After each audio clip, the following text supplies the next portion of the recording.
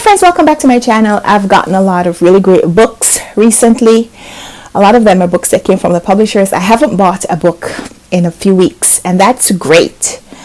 Not that I'm on any kind of a book buying ban, because that never works for me. Tell me that I can't buy books and it just prompts me to go start a cart on Amazon or Book Outlet or Book Depository, or asking my husband to take me to the independent bookstores in Brooklyn.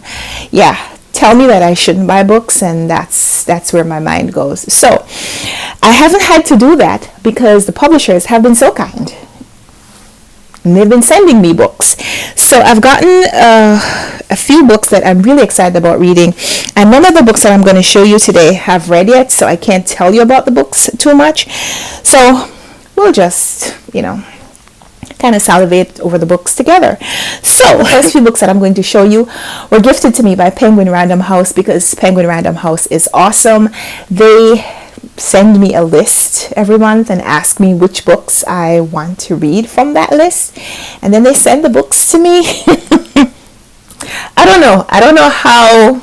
I do know how, but it's awesome. So the first book is Memphis by Tara M. Stringfellow, which, can we just take a moment and just appreciate this cover? I think it is beautiful. It's black women, just black women. It looks like they're just enjoying themselves, like they're just here in this picture, and they look like they're having a fantastic time. And I like that even though it is caricatures or silhouettes, that you can identify that these are women who are happy, just in their body language. And I love it. So I don't really know too much about what this book centers on. It says it's an indelible portrait of inheritance, celebrating the full complexity of what we pass down in a family and as a country: brutality and justice, faith and forgiveness, sacrifice and love. Okay, so it's not all black joy. It's about a girl whose her grandfather was lynched days after becoming the first black homicide detective in the city in Memphis. So yeah, this is not all joy, but I want to read it. I want to read it soon, so you'll be hearing me talk a little bit more about that soon. Then I got a book by an indigenous woman. I feel like this is a native woman. Yep, she's Métis. She lives in Saskatoon, Canada, and she is a Cree Métis writer, Lisa Bird Wilson, and the novel is entitled Probably Ruby. And let's see what it's about. It's a story of a woman in search of herself in every sense. When we first meet her, her life is spinning out of control. She's angling to sleep with her counselor while also rekindling an old relationship she knows will only bring more heartache. Yeah, we don't want to read too much more than that. Probably Ruby. I love the design on this book. It reminds me of the cover art on The Sentence by Louise Erdrich. This beadwork that brings to mind native art. So yeah, Probably Ruby by Lisa Bird Wilson. Another gift from Penguin Random House that I want to read like ASAP. This is a non-fiction work, Adriatic by Robert D. Kaplan. A concert of civilizations at the end of the modern age. This one is a Geopolitical Travelogue. The author takes a journey around the Adriatic Sea through Italy, Slovenia, Croatia, Montenegro, Albania, and Greece to reveal that far more is happening in the region than most news stories let on. Battle over the control of energy resources, rise of populist politics, refugee crisis, and so on and so on. I wanted to read this because, I have an interest in world politics. When I was a lot younger, I studied geography, and I feel like these days, I don't know my geography. I don't know a lot of the geopolitical perspective. So I'm hoping that books like this will bring me a little bit more awareness And I also feel like this is a book that my husband will like. So I'll read it and then I'll see if I can recommend it to him, that kind of thing. Did I show you? So this is Lisa Bird Wilson, a Native woman. This is Robert Kaplan. The Puzzler by A.J. Jacobs. And this is A.J. Jacobs. He is a journalist, lecturer, and human guinea pig. His style of novels is that, well, I don't know if it's a novel so much. It's not a novel. This is narrative nonfiction, I suppose. This is The Puzzler by A.J. Jacobs. And this is A.J. Jacobs right here.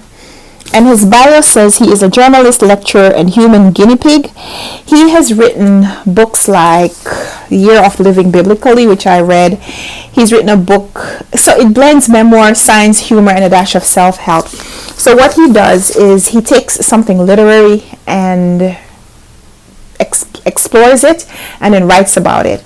So his Year of Living Biblically, he read the Bible from cover to cover, and he was trying to live according to the principles of the Bible as much as is possible, to do that literally. And then he read the Encyclopedia Britannica from A to Z, and he talked about how it meshed with his life and the things that he was doing at the time. And I love both of those books. So when I heard that he had a new book coming out, I was intrigued, but more so because it's about puzzles, and who doesn't love puzzles? So this is one man's quest to solve the most baffling puzzles ever, from crosswords to jigsaws to the meaning of life.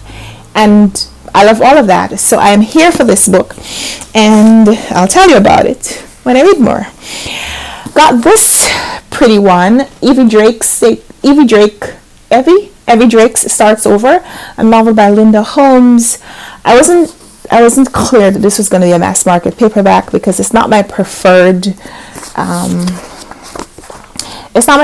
format to hold, even though I gotta tell you, it actually feels really good when you open it up. So this one is set in Maine. You know what else happens in Maine? Heidi lives in Maine. Hi, Heidi.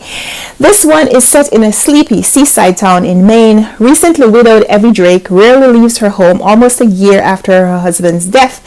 Everyone thinks grief keeps her locked inside, and Evie doesn't correct them. And then there's something about a major league pitcher. And I think this is a romance. So yeah, looking forward to reading this. But other books. So those were all from Penguin Random House. I did get this one from TLC Book Tours because I was participating in a publicity tour on Instagram. And this one is You Are More Than Magic by Minda Harts. Minda Harts is a young black woman, and she wrote this book for young black teen girls.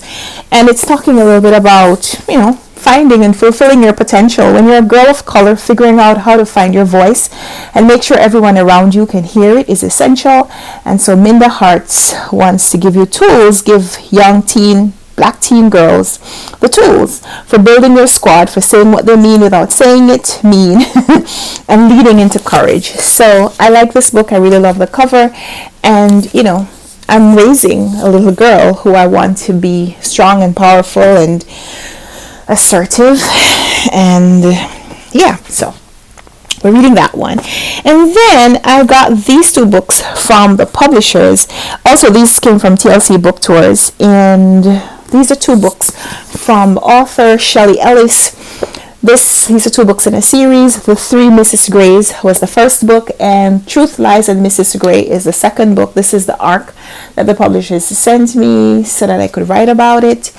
And so they sent me the prequel so that I could get caught up on the story. And so I'm hoping to read both of these pretty soon.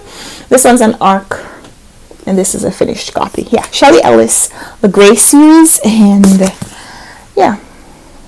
So those are the books that I have gotten recently. I feel like there are more books, but I'll just make another video when I find those. So thank you so much for watching this video. Would love to know what books have come into your life recently.